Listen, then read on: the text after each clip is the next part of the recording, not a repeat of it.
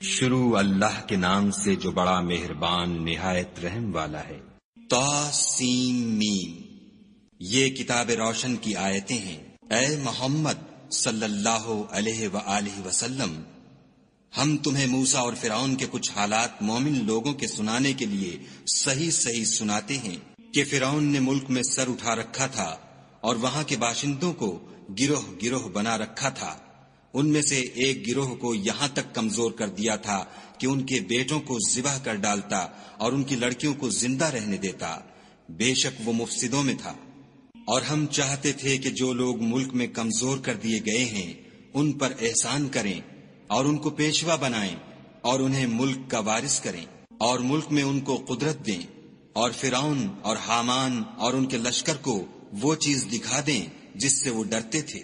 اور ہم نے موسیٰ کی ماں کی طرف وحی بھیجی کہ اس کو دودھ پلاؤ، جب تم کو اس کے بارے میں کچھ خوف پیدا ہو تو اسے دریا میں ڈال دینا، اور نہ تو خوف کرنا اور نہ رنج کرنا، ہم اس کو تمہارے پاس واپس پہنچا دیں گے اور پھر اسے پیغمبر بنا دیں گے۔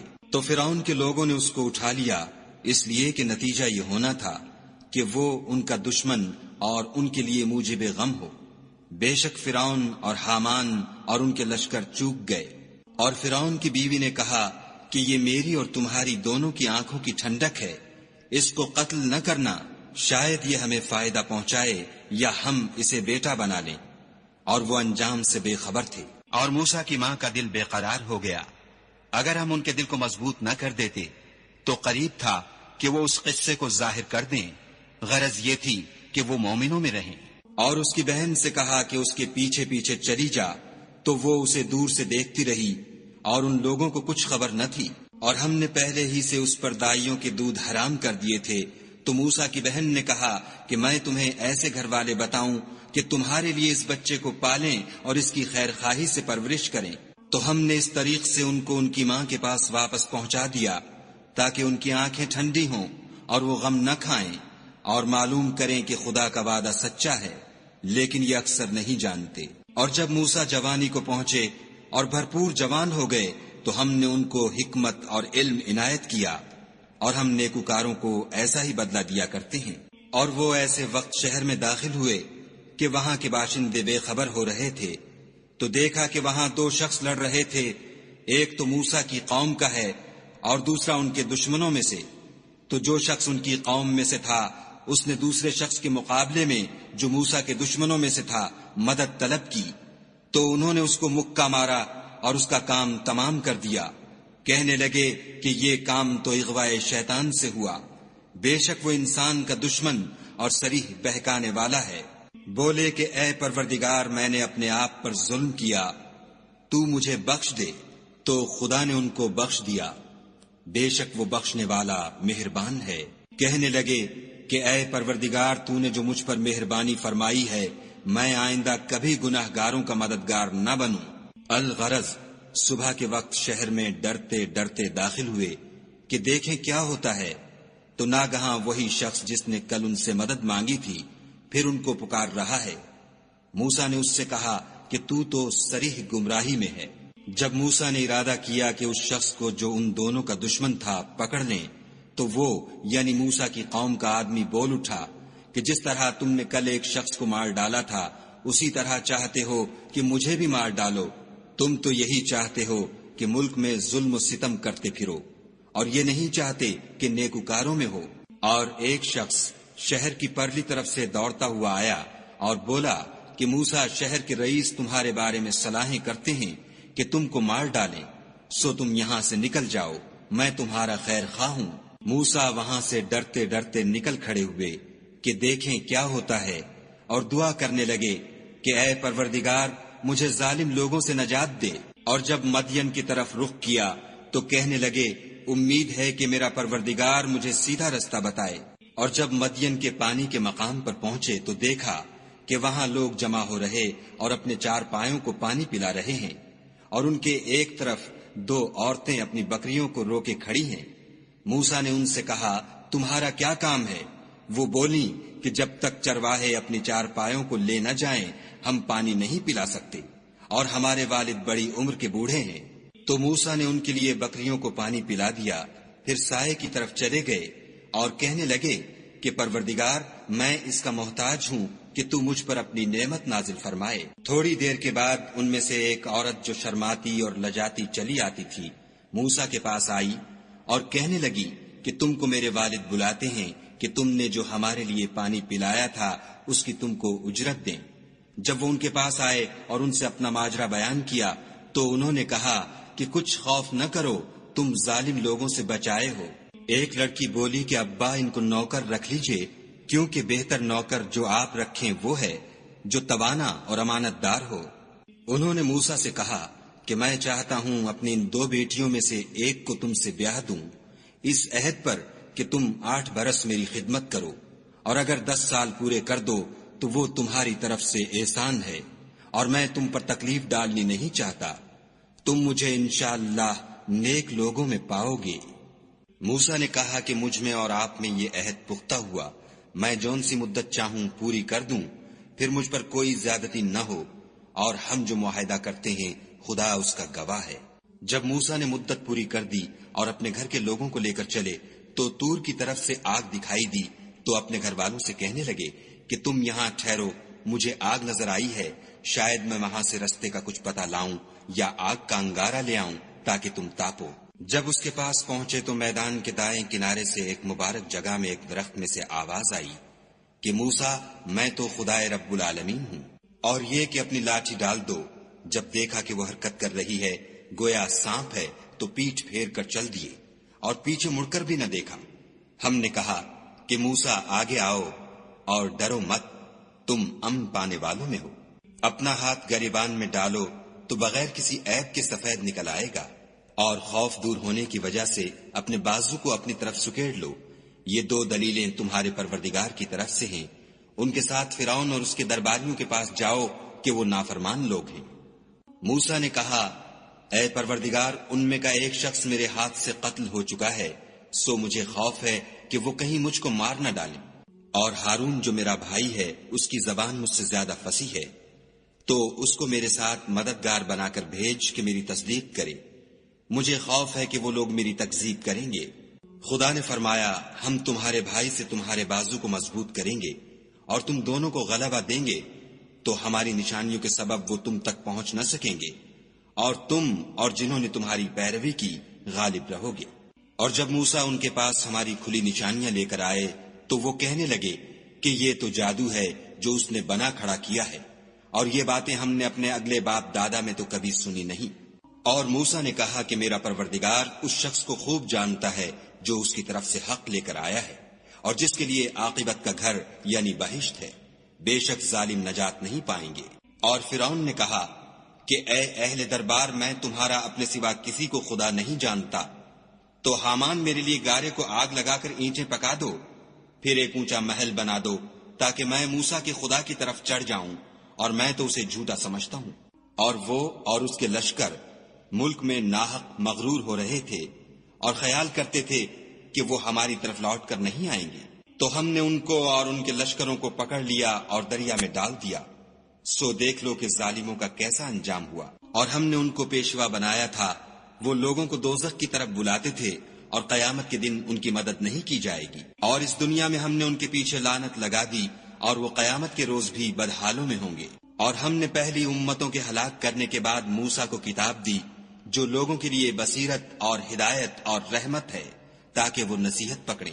اور جب ہم نے موسیٰ کی طرف حکم بھیجا تو تم طور کی غرب کی طرف نہیں تھے اور نہ اس واقعے کے دیکھنے والوں میں تھے، لیکن ہم نے موسیٰ کے بعد کئی امتوں کو پیدا کیا، پھر ان پر مدت طویل گزر گئی، اور نہ تم مدین والوں میں رہنے والے تھے کہ ان کو ہماری آیتیں پڑھ پڑھ کر سناتے تھے، ہاں ہم ہی تو پیغمبر بھیجنے والے تھے۔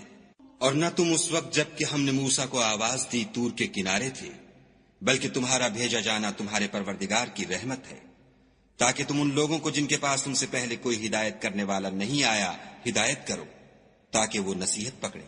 اور اے پیغمبر صلی اللہ علیہ وآلہ وسلم، ہم نے تم کو اس لیے بھیجا ہے کہ ایسا نہ ہو کہ اگر ان اعمال کے سبب جو ان کے ہاتھ آگے بھیج چکے ہیں ان پر کوئی مصیبت واقع ہو تو یہ کہنے لگیں کہ اے پروردگار تو نے ہماری طرف کوئی پیغمبر کیوں نہ بھیجا کہ ہم تیری آیتوں کی پیروی کرتے اور ایمان لانے والوں میں ہوتے۔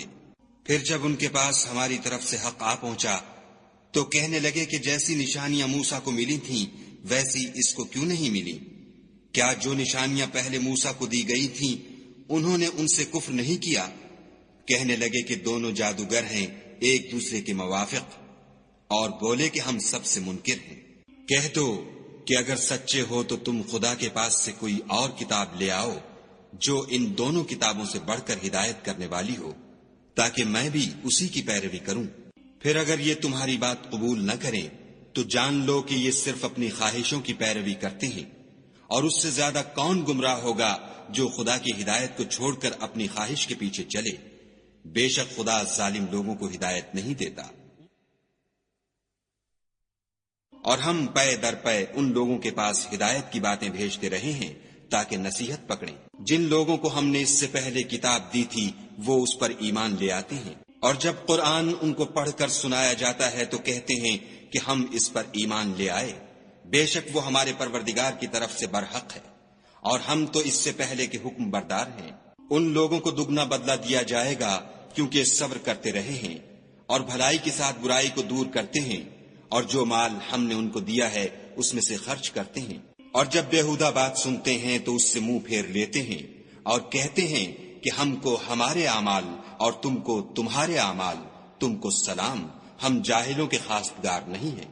اے محمد صلی اللہ علیہ وآلہ وسلم، تم جس کو دوست رکھتے ہو اسے ہدایت نہیں کر سکتے، بلکہ خدا ہی جس کو چاہتا ہے ہدایت کرتا ہے، اور وہ ہدایت پانے والوں کو خوب جانتا ہے۔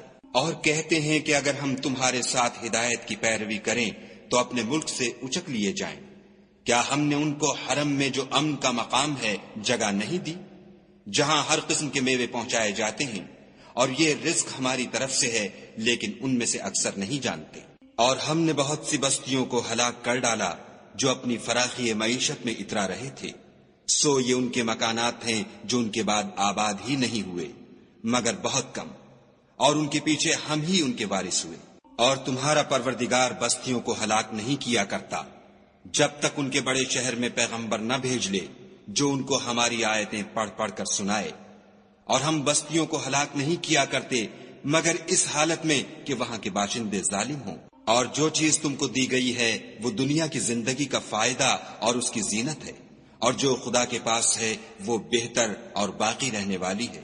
کیا تم سمجھتے نہیں؟ بھلا جس شخص سے ہم نے نیک وعدہ کیا اور اس نے اسے حاصل کر لیا تو کیا وہ اس شخص کا سا ہے جس کو ہم نے دنیا کی زندگی کے فائدے سے بہرہ مند کیا؟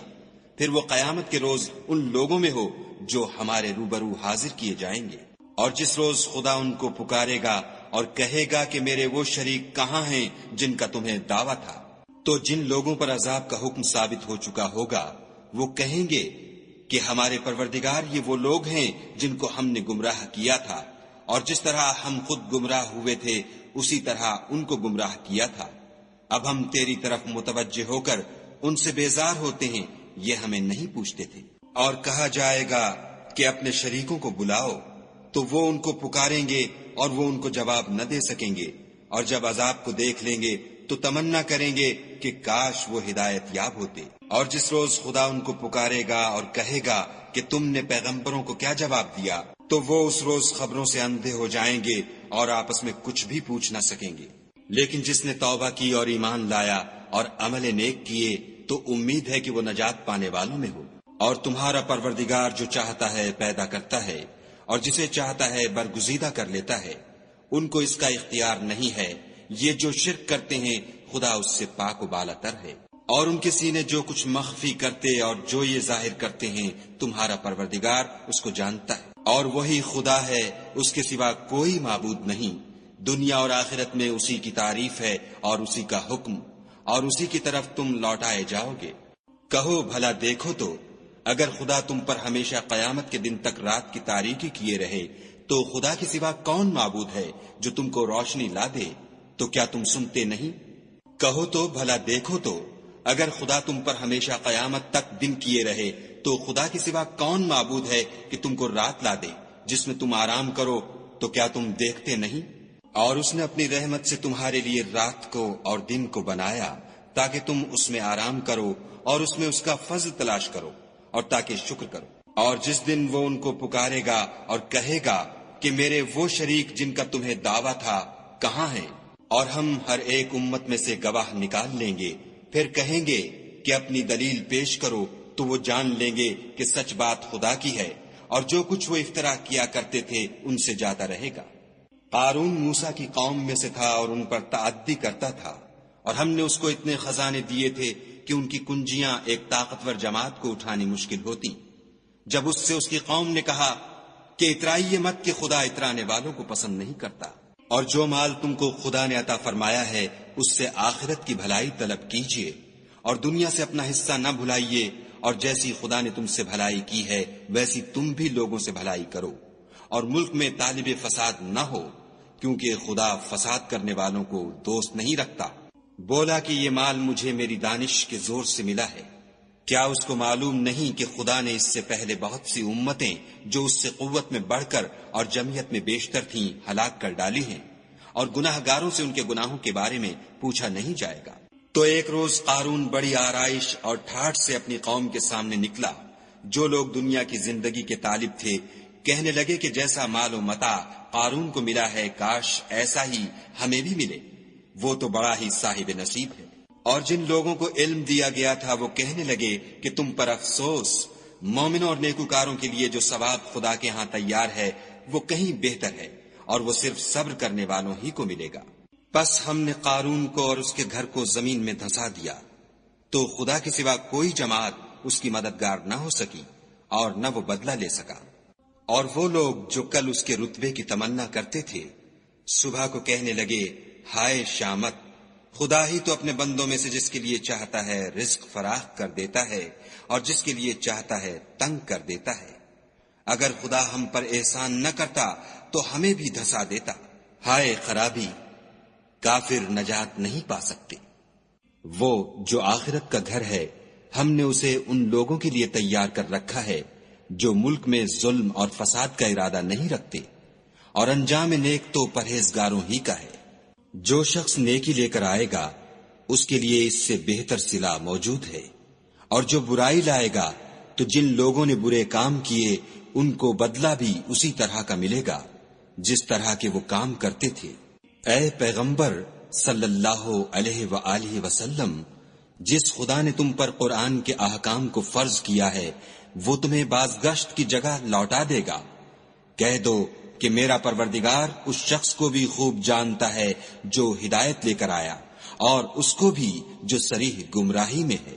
اور تمہیں امید نہ تھی کہ تم پر یہ کتاب نازل کی جائے گی مگر تمہارے پروردگار کی مہربانی سے نازل ہوئی، تو تم ہرگز کافروں کے مددگار نہ ہونا، اور وہ تمہیں خدا کی آیتوں کی تبلیغ سے بعد اس کے کہ وہ تم پر نازل ہو چکی ہیں روک نہ دیں، اور اپنے پروردگار کو پکارتے رہو اور مشرکوں میں ہرگز نہ ہو جیو، اور خدا کے ساتھ کسی اور کو معبود سمجھ کر نہ پکارنا، اس کے سوا کوئی معبود نہیں، اس کی ذات پاک کے سوا ہر چیز فنا ہونے والی ہے، اسی کا حکم ہے اور اسی کی طرف تم لوٹ کر جاؤ گے۔